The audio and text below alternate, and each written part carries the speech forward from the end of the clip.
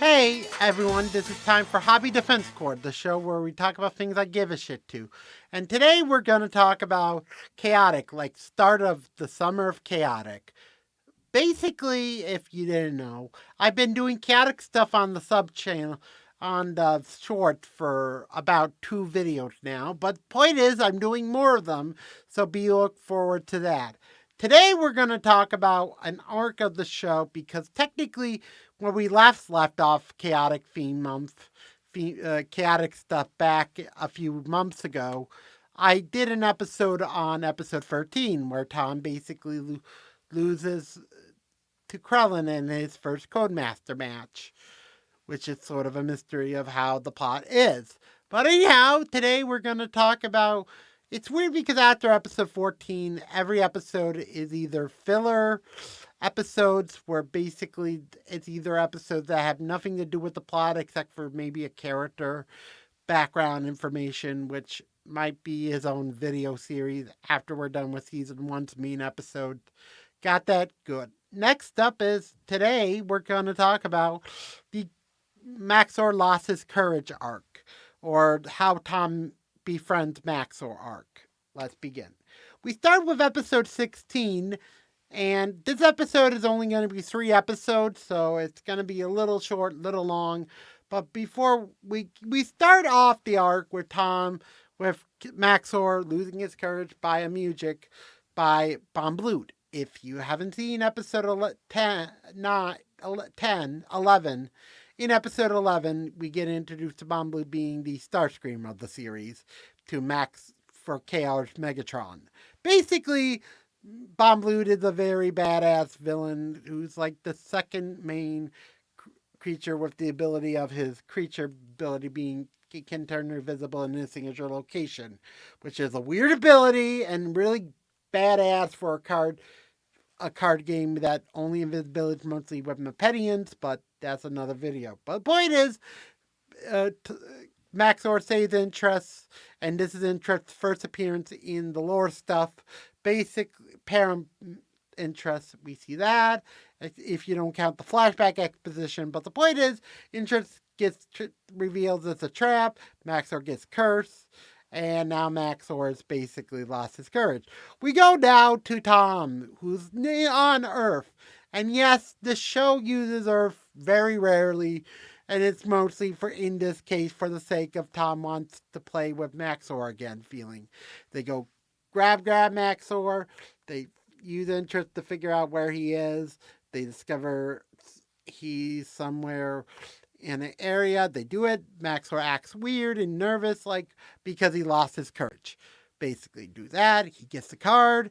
Then we fast forward to episode 19, which is a two-parter and the main event of our episode, Talking Dialogue, which is basically about Tom. Basically, this arc is a combination of everything Tom has learned up to this point. Like we see things like Nadrin returning and freaking uh, uh, Yokus returns. This arc is great. We start off with Tom battling in the battle drone with him losing his discovering Tom lost his courage. He loses the battle and he runs away, saying something's up wrong with this and it affects with Interest. Tom speaks to Nadrin for the second time after the second episode.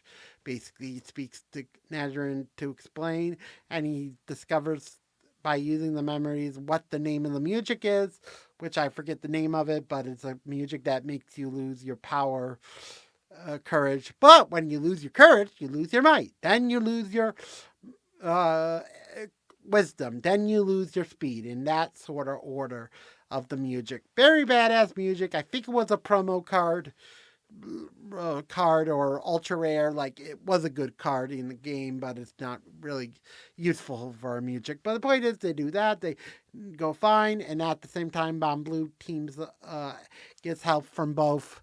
I kid you not, both. Uh, uh, uh, Clay and Stella. And yes, this is their best bromance pairing together since in a while. So basically, they do that. They go help freaking dad goes to Yokis as like a throwaway reference. Technically, this whole next episode is a journey to get to Maxor before time runs out. He gets it, he finds the relic, the relic's there, and Chaos like in the plot, it's like, oh, Maxor has lost all of his stats. That means I can beat him now. And it's like right when Chaos gets here, or does that, Tom grabs the relic to him, and he grabs the relic to Maxor, and Maxor basically uses destroys the courage, and everything goes back to normal when Maxor being great. And Tom got his scan officially of Maxor up to this point, now that being a 2 music card instead of 3, because the prototype of the card was 3, but the final version's 2. Now we got regular Maxor in the plot. Let's talk about another thing, because I feel like doing another segment of this. Basically, the redemption arc of the Codemaster thing. Basically, this is the best part of the show, in my opinion. The Codemaster arc is really good, really great.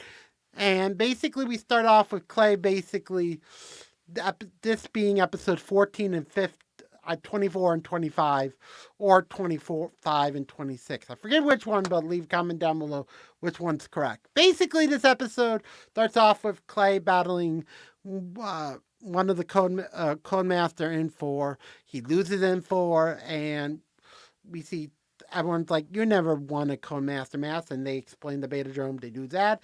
And Kaz and Stella's plan to stopping it was with a fake music. That doubles energy. That really does something else we'll get into. He grabs that music in the underworld prison. He grabs that. And the next part is for the rest of this 2-parter, basically Tom versus Codemaster Krellin. Yes, this redemption arc is great. Also debuts a few of our non-tribeless cards, which didn't explain in the show because it didn't exist in the plot. Like, I feel like not showing the Param cards being the Codemaster tribeless cards officially was like a twist that didn't want to spoil yet, so they're all like overworld cards. Got that? Good.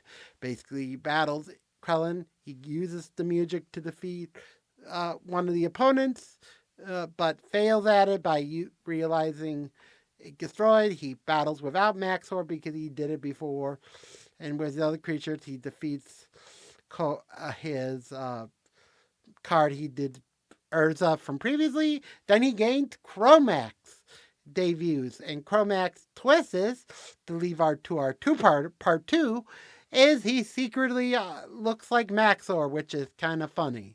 Now we get to part 2 where he redeemed himself. He uses his music card to bring back the music from earlier that loses all stat energy for everything, which is kind of funny of a plot twist, but technically he uses that to defeat Maxor, and Chromax. He defeats Chromax, and I kid you not, after defeating Codemaster Krellin, he gains the location from earlier, from the first the area that you saw in part 1. Like in their first match, which is kind of good now, getting that location, and becomes a plot point later, but I won't say it until season 2, because season 1's return episode was like a foreshadow, but that's another story for another day. Hope you like the video. Comment below you like when Tom gets a Maxor officially and got his group back. Hope you liked the video. Leave a comment below if you want to see more chaotic videos on this channel, and even if effort videos like this one. This is going and saying bye-bye, and see you for the next part of Chaotic, where we're going to talk about the show's animation change. Was going to do it today, but I feel like we're done with the main stuff. Let's talk about it as a separate video. This is coming saying bye-bye for now.